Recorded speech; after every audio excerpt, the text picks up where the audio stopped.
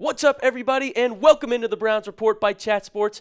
I'm your new host, Joey O'Donohue. If we haven't met yet, I'm a big Browns fan. I'm hyped to be here because we got a lot of exciting stuff going on in Cleveland, but also a lot of news to get to. So, coming up on the show, first, Myles Garrett, our favorite player, is fined for speeding. We'll get into why that's good or bad for the Cleveland Browns. Then we've got a big update on Shedeur Sanders' practice reps. And a look at some of your takes, all right? I read comments, folks. So I went through, and I want to talk about some of the ones that you guys put out there. And then a new signing for the Cleveland Browns, a new edge rusher coming into town. We'll talk about him. But first, everyone smash that subscribe button, y'all. Monday's show, we have 255 new subs and probably more by the time you're watching this.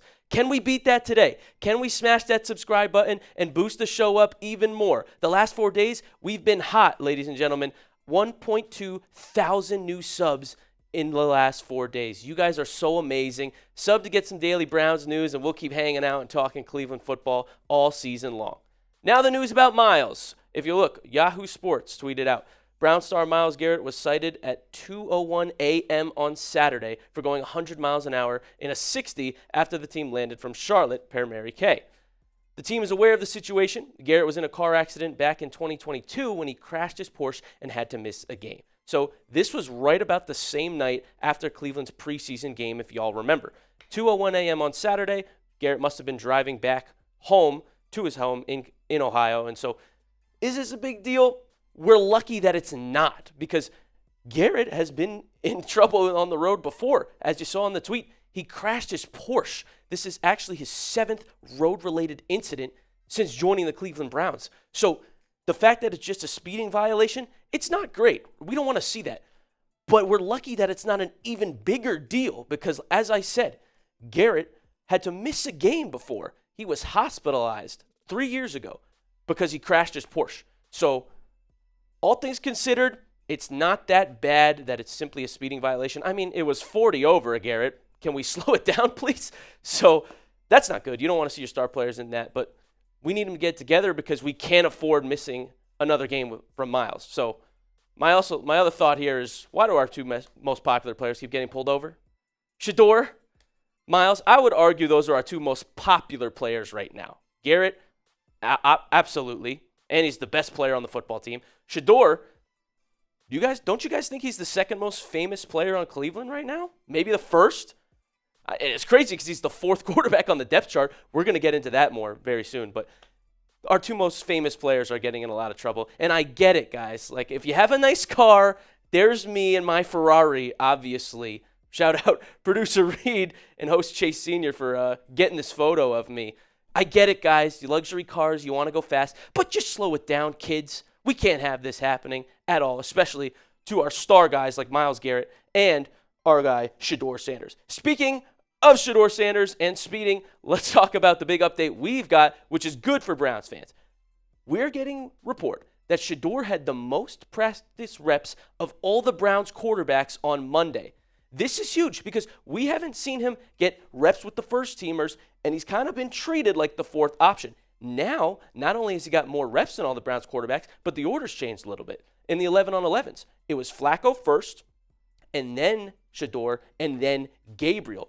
So is that a little hint that Shedeur could be moving up the depth chart, potentially even in play to start against the Eagles in week 2? Did his amazing debut versus Carolina instill confidence in Stefanski and the coaching staff? Finally, I think it should have.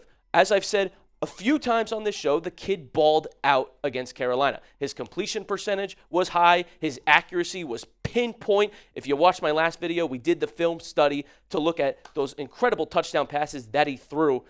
And he even led Cleveland down the field for a 3rd touchdown drive on a 4th down play. So the kid, in my mind, absolutely earned some more reps. Let's take a look at the official report here from Daniel Uefasi on Twitter. Looking back at the practice rep breakdown, I believe this is the first day Shedeur Sanders received the most reps of any quarterback. 5 total sets of team drills, alternated 2s and 3s with Gabriel. So still not first team reps, but sounds like it'll be the starters getting most of the work in joint practices with Philly, but still notable coming off his preseason debut.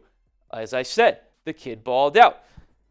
You look at the numbers, 106.8 rating, 2 touchdowns, no picks.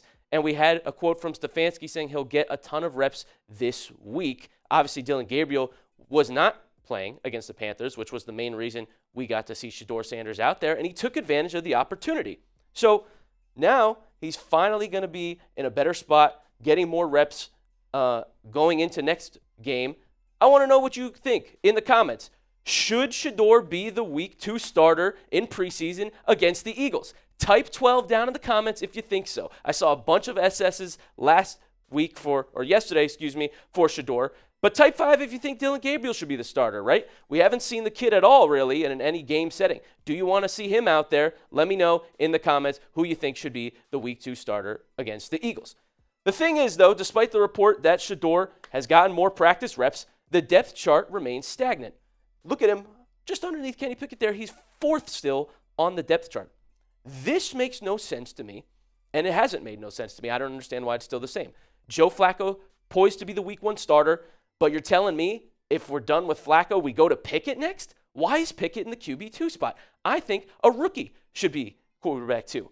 If it was me, I would pick Shedeur Sanders because y'all know I've been hyping him up. He's been amazing. He was supposed to be one of the top picks in the draft, had a bad offensive line in Colorado, not really a run game either, and he broke school records and led the FBS in completion percentage. So if you ask me, I would put him second on the depth chart. I understand the take of letting Flacco man the helm first, let Shedeur learn on the bench, learn from the vet, and then come in and show us what you can do. But at least then put Gabriel in if you're not going to go with my guy Shedeur. Like, why is it Pickett? I don't understand that. And as I said, folks, I read your comments, and I do want to bring up this one that really made me laugh. My guy 2N Chant, I appreciate the comment, my guy. I'm glad you're tuning in, but I got to disagree with you on this take. He says, Kenny Pickett has a Super Bowl ring.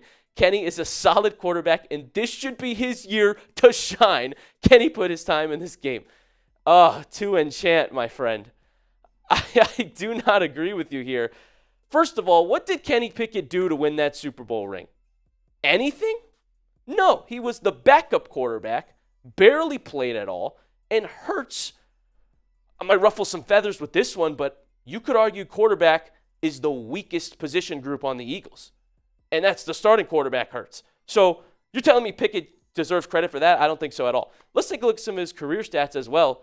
He's been absolutely terrible as a starter in the National Football League. On our division rival Steelers, look at that. Look at that right there. His QBR was 38.1 in 2023. That's abysmal. And the year before, he had 7 touchdowns, 9 interceptions. The numbers are not good, y'all. He's a failed experiment in the National Football League. I know he's only 26. Sure, maybe there's time for him to turn it around. But that's not our problem. It's our turn to let our guys that we drafted, Shedeur and Gabriel, show us what they can do. I really don't see the point of having Pickett on the team, if I'm going to be honest, y'all. Never mind the QB2 spot, so one of them's got to go, to be honest. I like Flacco. I like Shedeur being 1-2. We got to get rid of one other quarterback in the room. Next tweet that I'm going to get into is from our guy, JL Visions. This take really intrigued me. Like, I actually looked back at my phone, so that's why I'm bringing it up today. If I'm Shedeur, I let the other QBs play so they can get exposed. That is an interesting take. I want to hear more about that, JL Visions. Imagine that. Shedeur goes out, does his thing against Carolina, right? From our perspective in the media, he's earned more reps. But if the Browns keep doing him dirty and keeping him 4th on the depth chart, what if he just said, okay, you guys go play, I'll do me. And what if Flacco goes out and he's terrible? Dylan Gabriel goes out, stinks it up. Kenny Pickett is going to stink it up. I don't even need to project that. That's just such an interesting way of looking at things I wanted to bring up because then the Browns would have no choice but to go back to the guy, Shedeur. If he plays well and then everyone else that they're telling us is ahead of him on the depth chart plays awful, Cleveland would have no choice, no excuse, but to keep giving Shedeur reps and eventually let him be the starter of this franchise. Don't let him walk. Don't let him go like what happened to Baker Mayfield. Other news in Cleveland, the Browns made a signing today, finding former Patriots edge rusher Titus Leo. Titus Leo, you may not have heard of him too much. He's a second-year player, and I don't mind that at all for Cleveland, right? Especially if Myles Garrett's going to be getting into trouble that we talked about. He was drafted in the 6th round by the Colts, 2023. Played 4 games for New England last year, made 4 solo tackles. The scouting report on Leo is essentially he's got long arms, explosive first punch. That's a plus. But a lot of reports were saying that he's kind of tight-hipped, so he can't really get in a wider stance and move as fast as a lot of the best edge rushers in the league. So a lot of improvement to be done, but I don't mind adding a little bit of depth at that position, as I said, especially if Myles is getting himself into trouble. So, y'all, if you're still here at the end of the video, we appreciate you. If you made it to the end, drop a comment in the chat to let me know. Give me a woof woof, type it out. Like I said, I read comments, so I might even put a couple of yours on the show later this week too. Let me know all your thoughts down below, and as always, thank you so much for tuning in to the Browns Report.